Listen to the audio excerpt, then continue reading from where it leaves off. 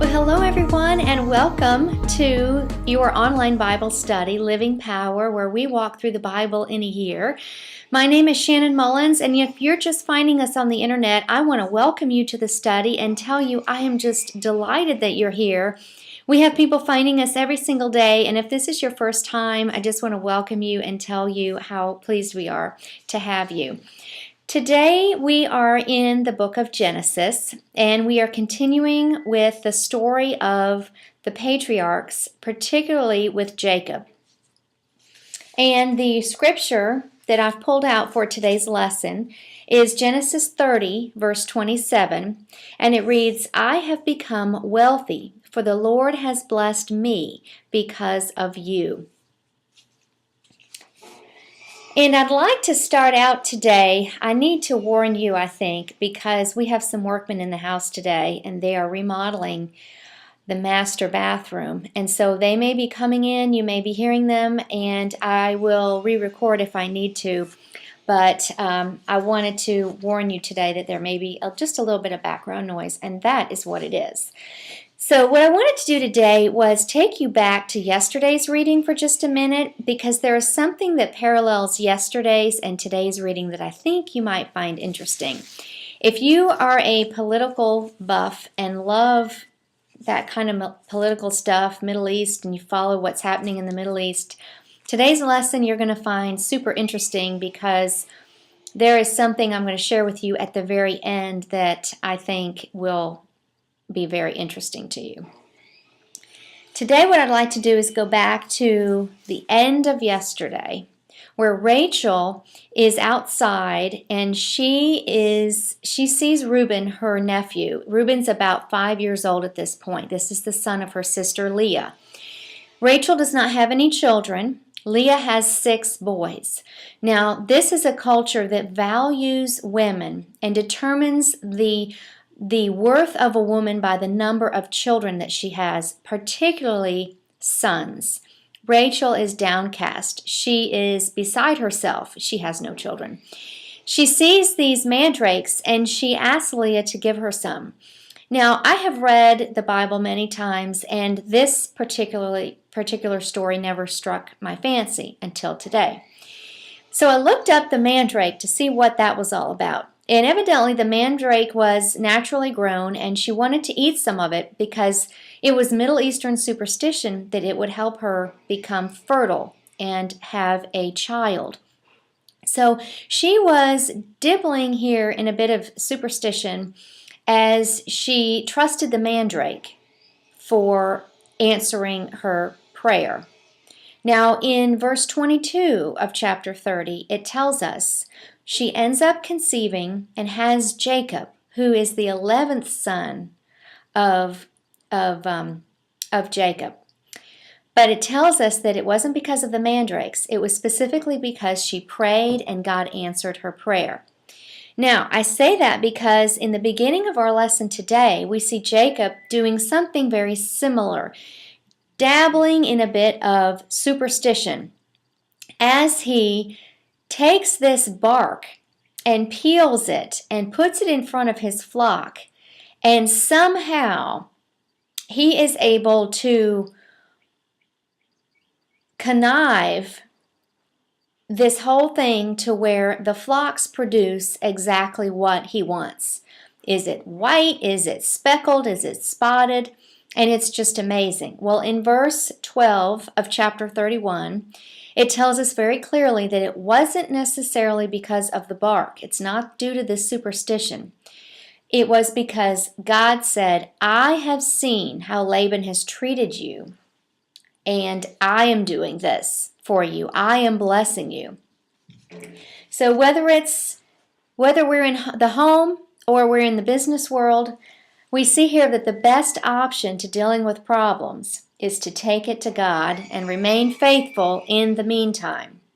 I think this also reminds me that good men and women are blessings in the places that they reside. You know, Laban became prosperous because of Jacob. So let's take just a moment. If you own a small business, if you are a supervisor and have people reporting to you, don't let today go by without telling them how much you appreciate them and that they are a blessing. Same is true for a good husband or a good wife. They are truly blessings. Now, Jacob's wealth is increasing. It says, exceedingly. He is getting rich quick. And Laban is getting rich because of Jacob's good ability to reproduce these flocks. Now, Jacob has lived here 14 years. You remember he had to live there and work for Laban for 7 so that he could marry Rachel, and then 7 for Leah and 7 for Rachel. Now he is living there 6 additional years. During these 6 years, these flocks are absolutely increasing. So it has been 20 years since he left the home of his father and moved here. Now I want to tell you something about the goats and the sheep and shepherds that may help you understand some of the background into this story. Eastern shepherds did not receive money for their work. They received a portion of the flock. And Eastern sheep were generally white and the goats were generally black. So the spotted ones were very, very rare.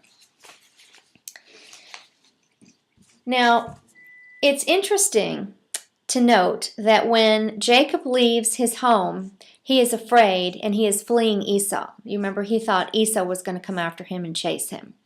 Well, here he hears from the Lord, and the Lord tells him, it is time to go home.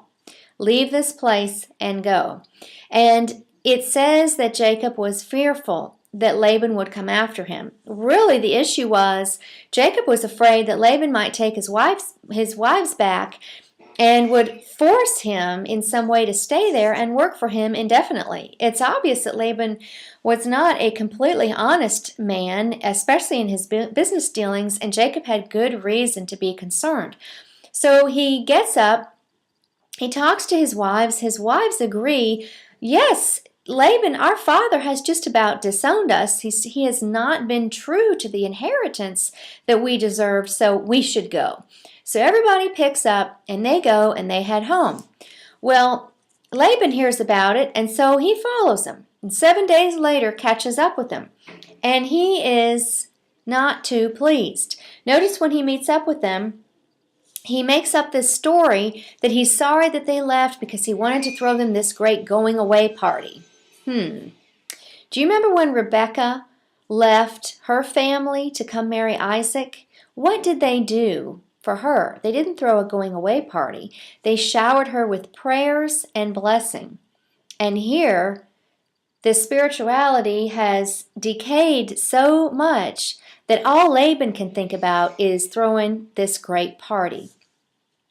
Well, Laban's also concerned about recouping property, and probably in his mind it's, I would like Jacob to stay here because he is becoming exceedingly wealthy as Jacob tends to his flocks. So isn't it interesting that prosperity lies near the heart of worldly people? And here Laban is certainly a person of the world. So how do they come to terms? They come into a treaty, Laban and Jacob. And Laban says, according to the stipulations of the treaty, he asked for Jacob to do a few things. First, he is looking out for his daughters, perhaps for the first time ever. And he says, I want you to be good to the women that you have married, Leah and Rachel, and do not marry any other women. He also says, do not be hostile to me. Do not come and war with me across this border, and I will not come war with you across this border. Now, you may have noticed that Laban is an Aramean, and that this treaty is very important into the life of Israel and even to today. because the border treaty was marked out sort of as a frontier in the hill country of Gilead. It was a break with the east for Israel. And because Laban was an Aramean, that means he was Assyrian. And so this is one of the first treaties that we see between Israel and Syria. And notice at the end of the treaty, in verse 49, they call on God to watch over the borders established by this treaty. And surely God, even today, is watching over the border between Syria and Israel. And so through this lesson today, we see that good men and women are blessings to the places that they reside. We learn that God honors honesty, plainness, and diligence. We see that our God is a God who pays back the injured, deals with the unjust, and defends those who commit their cause to Him. God is so much better to us than our fears. So what cause do you need to submit to Him today? What do you need to let Him handle? Release your cares and all your worries to Him today, and in His time, He will not disappoint. Have a great rest of the day. See you tomorrow.